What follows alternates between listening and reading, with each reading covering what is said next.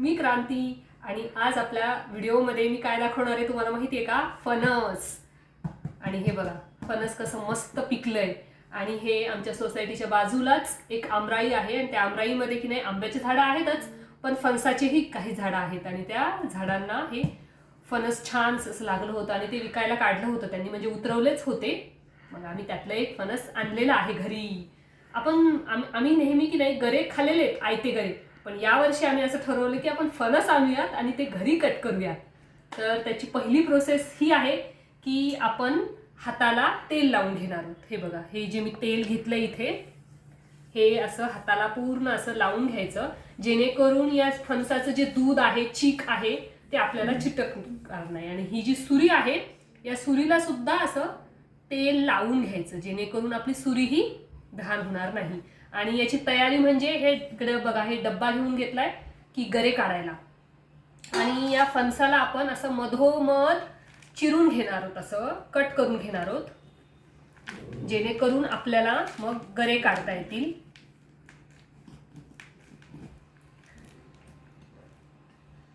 हे माझ्या पिल्लूने आधीच कट केलंय. अरे बापरे, आता मला वाटायला ह्यांची मदत थोडीशी घ्यावं लागेल. का माझा पिल्लू मदत करतो.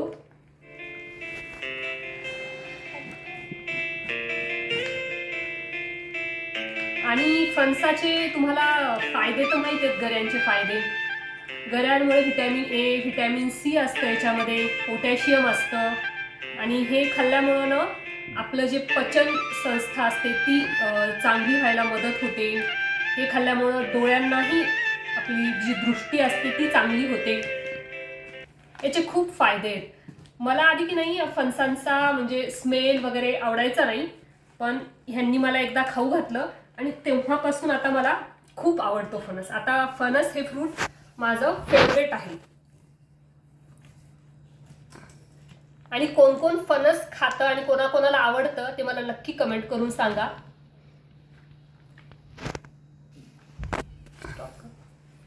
मी कॉन्ट्रॅक्ट आहोंकडे दिलेला आहे, कारण का मला काही हे फणस निघत नव्हतं. आता ह्यांनी काढतायत.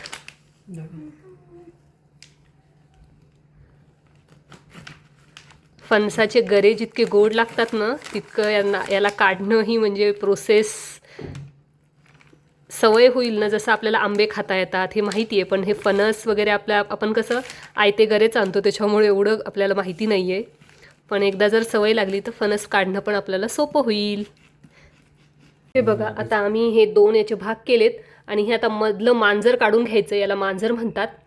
आणि अजून एक हे केलं ना मस्त फुलासारखं, हे आपल्याला काढता येतात त्याचे गरे. बघा, हे आता मांजर आपण असं काढून घेतोय, जेणेकरून मग आपल्याला गरे काढायला सोपं होईल.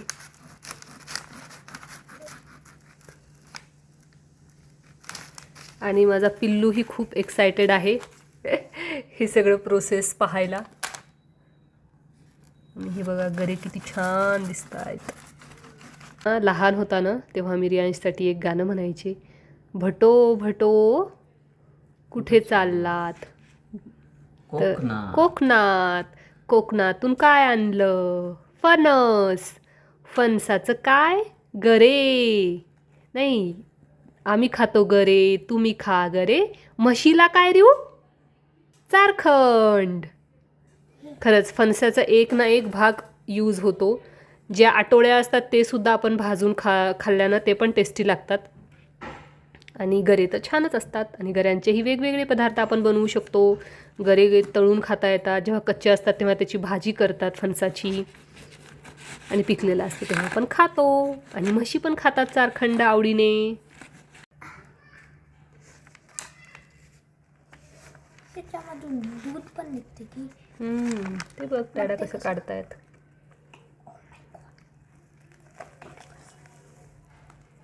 हे बघा, आपली गरे फुलासारखं कसं मस्त निघालेत. ये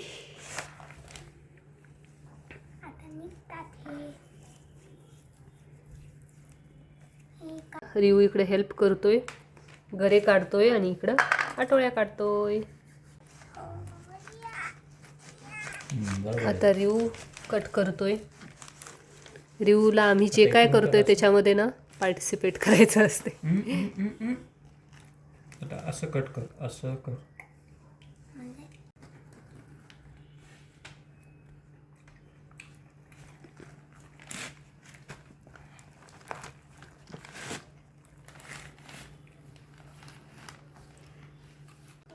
हे बघा, काढत काढत आमचं खाणं पण सुरू आहे. याला फोडू दे. खूप टेस्टी. या खायला तुम्ही पण. हे बघा, इतके गरे आणि इतक्या आटोळ्या काढून झाल्यात. आता ह्यांनी अजून सगळं पूर्ण फणस काढतायत. आणि आता मी फणसाच्या काय काय रेसिपी करू हेच विचार करते, कारण का हे पूर्ण फणस तर आमच्याकडनं संपणार नाही. थोडं शेजाऱ्यांना पण देऊ आम्ही. आणि तुम्ही तो धडा लहान असताना शिकला असेल ना, कोणता हो? देतो तो देव आणि खातो तो राक्षस. नक्की मला कमेंट करून सांगा कोण कोण 90s मधले आहेत आणि त्यांना तो धडा होता. 3रीला का 4थीला होता वाटतं. बघा, एवढ्या जे आपल्याकडे जॅकफ्रूट होतं त्याच्यातून एवढे गरे निघाले आहेत. आणि हे बघा, ऑरेंज ऑरेंज गरे इतके छान. आणि ह्या इकडे थोड्याशा आटोळ्या काढल्या. आणि आता आपलं हे काम आवरायचं राहिलेलं आहे. आणि असेच व्लॉग बघत राहा. आणि आपला आजचा फणसाचा व्लॉग तुम्हाला कसा वाटला ते नक्की सांगा. आणि फणसाची कोणती रेसिपी तुम्हाला आवडती ते मला नक्की कमेंट करा. आणि आपल्या फणसाच्या सर्व रेसिपीज तुम्हाला पाहायच्या असतील तर चॅनलला सबस्क्राईब आणि फॉलो करा. चला भेटूयात पुढच्या व्लॉगमध्ये. आणि या सर्वजण गरे खायला. बाय.